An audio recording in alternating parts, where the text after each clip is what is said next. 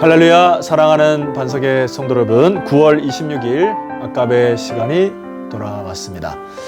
자, 오늘은 창세기에 이어서 이제 고린도 후서를 새롭게 시작하는 새날이 되겠습니다. 오늘 주말도 이제 고린도 후서를 통하여서 하나님께서 여러분에게 말씀하시는 메시지 붙드시고 하루를 승리하시면 좋겠습니다. 사도 바울이 고린도 후서를 쓰면서 두 번째 편지를 쓰면서 가장 이제 많이 사용했던 단어 중에 하나가 바로 환난이라고 하는 단어이지요. 이 환난이라는 단어는 참 이 시기에 참 잘 어울리는 단어 같습니다. 왜냐하면 이 코로나 바이러스로 인하여서 각 개인뿐만 아니라 모든 기업들, 특별히 이 교회가 굉장히 어려움에 처한 것이 사실이죠. 그러다 보니까 우리의 감정의 기복이나 또 믿음의 어떤 생활이나 이런 것들이 평소와 달리 많은 기복들이 나타나는 것을 보게 됩니다. 그리고 여러분 마음 속에 어떻게 하면 이것을 좀 극복했으면 좋겠나. 다양한 예기치 않은 일들이 일어남으로 인하여 굉장히 주저하게 되고 믿음의 행보를 잃게 되는 일들이 많이 제 주변에서 들리게 되거든요. 자, 그러나 여러분, 이 환난이라고 하는 것은 우리가 반드시 넘어야 할 것이고 또 긴 터널을 통과하여 기쁨의 빛으로 나아가는 것처럼 하나의 과정임을 기억하시고, 오늘 이 사도 바울이 우리들에게 던져주는 메시지가 환난이란 단어보다 더 많이 쓰는 단어가 있어요. 그것이 여러분 고린도후서 1장을 쭉 묵상하다 보시면 위로라고 하는 단어가 더 많이 쓰여 있습니다. 그러니까 환난을 묵상하기보다는 위로를 묵상하셔야 된다는 이야기죠. 3절 말씀 읽어드리겠습니다. 찬송하리로다. 그는 우리 주 예수 그리스도의 하나님이시요 자비의 아버지시요 모든 위로의 하나님이시다. 자, 아주 독특하게 쓰는 단어가 바로 우리가 평소에 익숙치 않았던 단어 중에 하나가 바로 여기 위로의 하나님이다.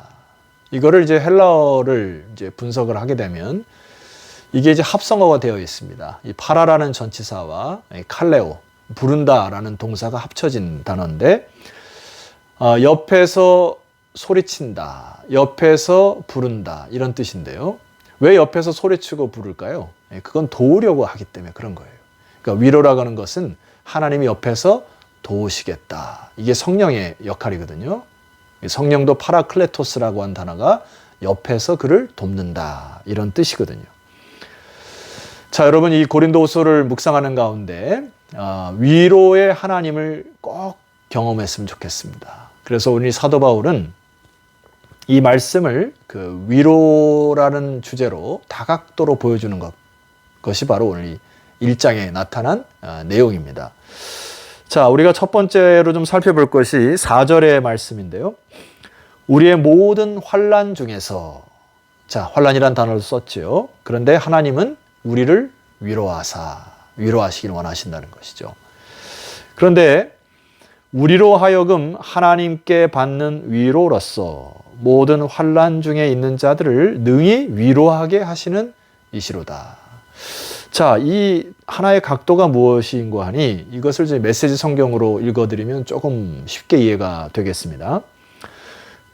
하나님은 우리가 알아차리기도 전에 힘든 시기를 겪고 있는 다른 사람 곁으로 우리를 데려가셔서 그분께서 위로해 주셨듯이 우리도 그 사람을 위로하도록 힘 주시는 분이십니다.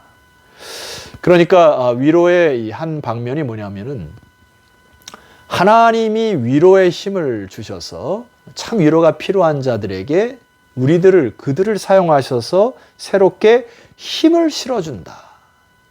자, 하나님이 위로라고 하는 방법은 뭐라고요? 힘을 실어준다. 이게 참된 위로가 되거든요. 때로 하나님이 너무 멀리 계셔서 우리가 하나님을 느끼지 못하거나 멀리 계신 것 같은 느낌이지만 사실 위로의 사람들을 통하여 위로를 받을 때 굉장한 큰 힘이 되죠. 뭐 한 가지 예를 들면 제가 이제 신병 때 군대에서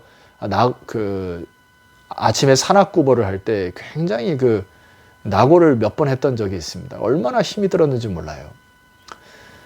그런 상황이 이제 반복이 되었을 때, 제가 이제 고참이 되었을 때, 산악구보를 동일하게 했을 때, 제가 신병 때 느꼈던 그 숨을 헐떡이면서 오는 그 신병을 허리를 잡고 뒤를 밀면서 그 산악구보를 갔다는 기억이 납니다. 그 후임병이 얼마나 고마워했는지. 그런데 그뿐 아니라 나의 남은 힘을 가지고 그를 최선으로 섬겼을 때 그 구보가 끝나고 나서 얼마나 저에게 큰 위로가 왔는지 몰라요. 참 이것이 위로의 방법인 것 같아요. 위로를 받으려고만 하는 것이 아니라 서로가 서로에게 위로를 베풀기 시작할 때 받는 사람은 물론이요, 위로를 베푸는 사람이 더 기쁘고 행복한 맛을 느끼게 됩니다. 여러분, 우리가 교회의 존재의 목적이 이것이 아닌가 싶어요. 세상 사람들은 위로를 많이 받으려고 하죠. 그러나 우리 그리스도인들이 이 어려운 시기에 하나님이 힘을 실어주는 그 힘을 가지고 많은 사람들을 힘을 다시 실어주는 그런 역할을 잘 감당하시면 기쁨이 여러분에게 많이 회복될 줄 믿습니다. 그래서 다른 사람을 이렇게 등에서 밀어주고 앞에서 끌어주는 이 역할들을 잘 감당하는 여러분 되었으면 좋겠습니다. 자, 그것으로 끝나는 것이 아니라 또 다른 새로운 의미가 있어요. 다양한 각도가 보여지게 되는데요. 6절 말씀 이하입니다. 우리가 환난을 당하는 것도 너희가 위로와 구원을 받게 하려는 것이요, 우리가 위로를 받는 것도 너희가 위로를 받게 하려는 것이니. 중요한 메시지가 그 다음에 있습니다. 오늘 제가 말씀의 제목으로 삼았던 말씀, 이 위로가 너희 속에 역사하여. 다시 한번요. 이 위로가 너희 속에 역사하여 우리가 받는 것 같은 고난을 너희도 견디게 하느니라. 때로 환난과 역경과 어려움이 다가올 때 주변이 아무런 도움이 없는 때가 있습니다. 사방이 막힐 때 같은 느낌이 있을 수 있어요. 그리고 사방에 우겨쌈을 당한 것 같은 마음이 있을 때가 있습니다. 그런데 이 사도 바울은 무엇을 경험하는가 하니 내 속에서 하나님의 위로가 역사하는 것. 그래서 지금 본인이 감옥에 처해 있고 또 사방에 우겨쌈을 당한 것 같은 느낌과 상황에 직면해 있을 때에도 도우시는 성령의 역사로 인하여 내가 하나님의 이 역사로 다시금 일어나는 이 강한 힘을 너희들도 똑같이 얻기를 바란다. 그래서 내가 이 겪는 이 어려움들을 뚫고 나왔듯이 지금 너희들이 당하고 또 경험하는 이 많은 어려움들도 하나님이 직접 너희들에게 위로자가 되셔서 강한 힘을 부어주셔서 그것을 뚫고 나오는 힘을 주시는 것을 믿고 하나님 앞에 간구해라. 바로 이것이 사도 바울이 던져주는 메시지입니다. 성도 여러분, 저는 여러분의 상황과 형편을 잘 모릅니다. 그러나 많은 어려움이 있으리라 생각해요. 그러나 하나님의 위로가 여러분 속에 역사하시는 힘을 경험하는 놀라운 축복의 메시지가 되었으면 좋겠습니다. 자, 마지막으로 여러분과 조금 살펴봐야 될 것은 환난 속에서 누리는 진정한 이 위로의 비밀들이 있습니다. 이게 어떤 자세와도 같은데요. 자, 8절 이하를 보시게 되면은 형제들아, 우리가 아시아에서 당한 환난을 너희가 모르기를 원하지 아니하노니 힘에 겹도록 심한 고난을 당하여 살 소망까지 끊어지고 우리는 우리 자신이 사형 선고를 받은 줄 알았으나. 이게 지금 사도 바울이 거의 죽었구나, 나는 이제 여기서 죽나 보다 하고 이러한 힘에 겨운 상황에 맞닥뜨렸었는데, 자, 9절 하반절입니다. 이는 우리로 자기를 의지하지 말고 오직 죽은 자를 다시 살리시는 하나님만 의지하려 하심이니라. 자, 이 환난과 어려움 속에서 어떤 자세를 회복해야 된다고 우리에게 권면을 하냐면은 여기 9절 하반절에 보니까 자기를 의지하였던 것이 내 힘과 내 지혜와 내 생각으로 그 역경을 뚫고 나가려 했던 모든 것이 실패하였고 이제는 그 속에서 다시 살리시는 하나님만 의지하는 자세로 나갔더니 하나님의 위로하심을 경험했다라는 의미입니다. 자, 여기 구약에서 이 위로라고 하는 단어는 나함이라고 하는 단어를 사용하게 되는데요. 이 나함이라고 하는 단어의 정확한 뜻은 다시 숨을 쉬게 한다, 이런 뜻이에요. 여러분 동물의 왕국이나 이런 데서 보시면은 강한 사냥하는 사자나 호랑이에게 쫓김을 당한 초식 동물이 이제 겨우 이제 그 위험에 벗어나서 이렇게 한쪽 구석에서 야, 이제 살았구나 라고 했을 때 그 동물들이 이 얼굴 표정도 온순하고 막 숨을 헐떡이면서 다시 숨을 쉬는 장면 말입니다. 바로 그것이 나함, 위로라는 장면이에요. 뭐 우리 눈에 보이지는 않습니다만은 때로 이게 막 땅이 쩍쩍 갈라졌던 그 대지에 이 비가 확 뿌려졌을 때 여러분 그 산을 한번 경험해 본 적 계시죠? 이게 막 식물들이 막 숨을 쉬고 다시 살아나갔던 그 생명력 말이에요. 그것이 바로 구약 성경에서 말하는 나함이라는 단어입니다. 다시 숨을 쉬는 이 힘을 어디서 얻는다고요? 사도 바울은 오늘 9절 하반절에서 이렇게 얘기합니다. 자기를 의지하지 말고, 아멘이시죠? 오직 죽은 자를 다시 살리시는 하나님만 의지하려 하신다. 하나님만 철저히 의지하고 붙들기 시작할 때 우리는 다시 숨을 쉬기 시작한다. 리빙스턴이 아프리카의 선교지에서 오랜 동안 사역했을 때 많은 사람들이 궁금했어요. 어떻게 그렇게 오랜 시절을 겪을 수 있었습니까? 그럴 때 리빙스턴의 그 유명한 말씀이 있습니다.